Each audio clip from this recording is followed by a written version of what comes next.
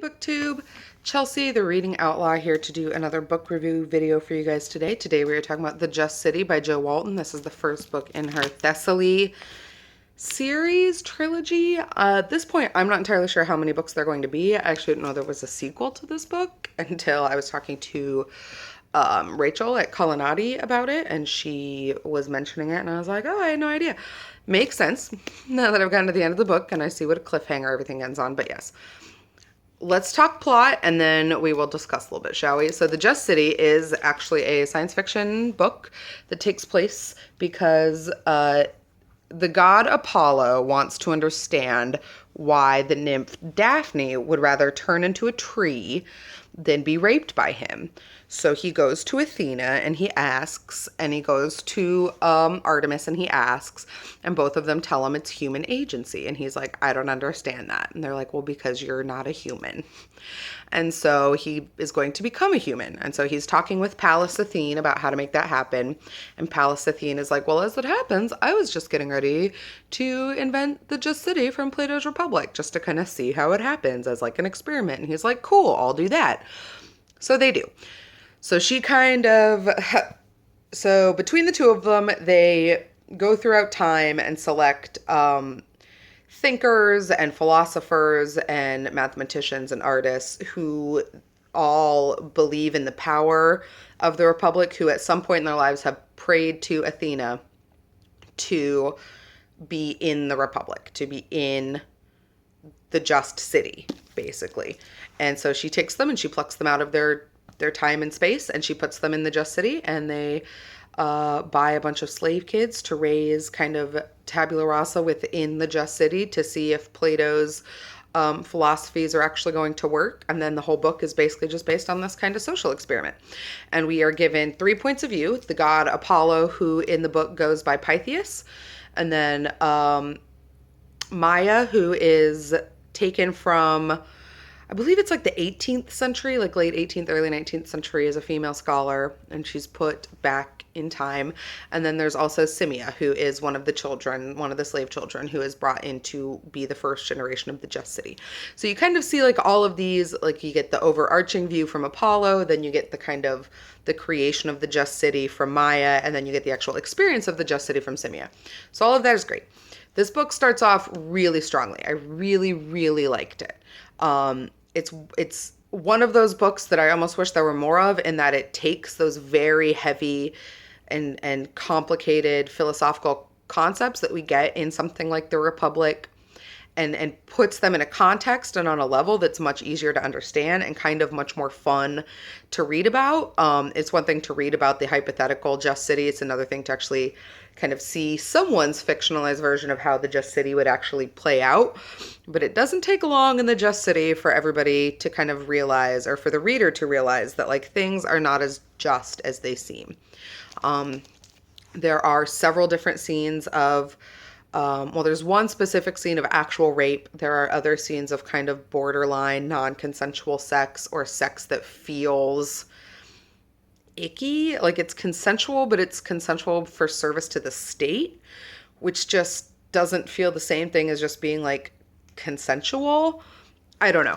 But I think that's one of the powers that the book has, is that because everything is cast in the light of the Just City, it becomes very, very easy to realize that the Just City won't work. That because people are people, unless you can literally get a completely blank slate, it's not going to work. And they don't have that, because even the kids that they bring into the Just City have previous lives. They have to be told to forget their former lives before they were brought to this new location. And so it just doesn't work. And it makes really good comments on gender.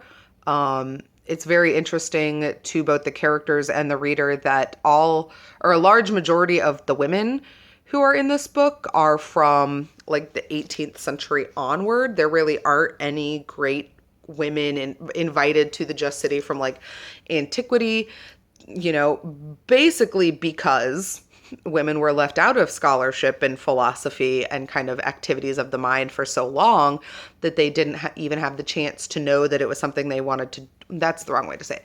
They didn't have the voice to express out loud their desires for those educations that were recognized in written form until much later on. And so while we get, thinkers like Cicero and, what is his name?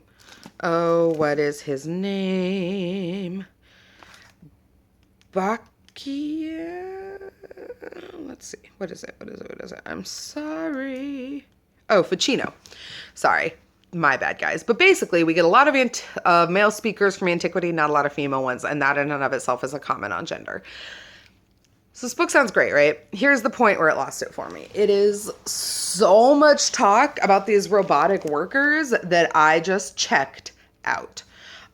Here's the thing. At one point in time, in order to help the children of the Just City learn logic and rhetoric, Pallas Athene brings in Socrates.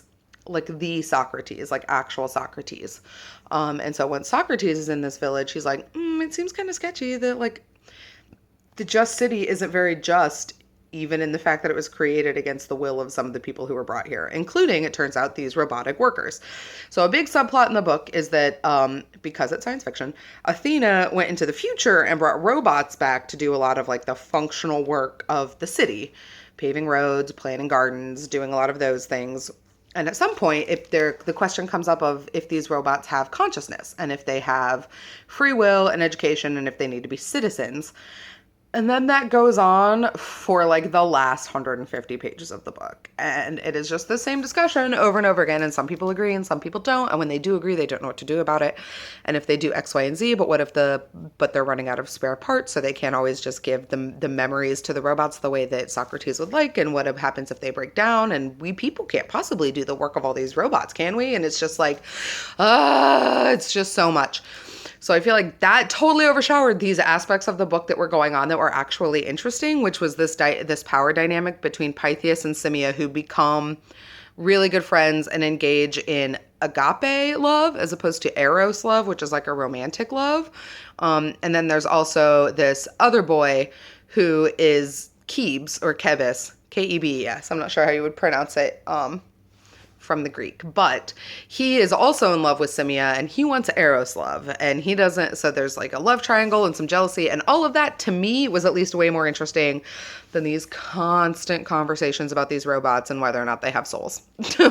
So definitely not the best way to end it. And then it just ends. Like it just ends. Like they're in a meeting talking about these robots and what to do with them. And all of a sudden, like there is a revolution and anarchy and things are happening and like people are going places. And like, obviously it's setting up the next book, but I just feel like there could have been a slightly more gradual build to that as opposed to like, oh, we're just talking about robots and living in the city. And then all this crazy shit is going to happen and the next book is going to be set up. So yeah. I ended up giving this book like a 3 stars on Goodreads because I didn't hate it, but I didn't love it.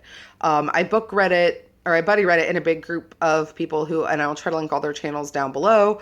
They didn't like it either. The general consensus about the book was not the greatest things, but I think I liked it probably more than a lot of the other members of the group for whatever reason. But even then, it definitely had some of its problematic bits. Again, if sexual assault or sexual impropriety is like a trigger for you, you should probably definitely avoid this book. It's not a graphic scene, but it is most definitely within the first couple hundred pages, and there is a very deliberate rape scene that there's not really much discussion or handling of by the author, which was also problematic in a different vein. But yeah, so 3 stars to The Just City. I have The Philosopher Kings, which is the sequel. I'm not entirely sure I'm going to pick it up. I may try to get to it in December. If I can't get into it in December, I probably won't get to it at all because I'm just like middling ground on this one, which is a bummer. But I did really like the writing, so I am really looking forward to picking up 4 Among Others and My Real Children, which are also both by Jo Walton. And so that is that. Let me know down below if you've read it and what you thought. If you also found it problematic in any way, or if you're just looking forward to reading it. I hope the review kind of helped you suss all that out. As always, like, subscribe, and I will see you around the internet. Bye.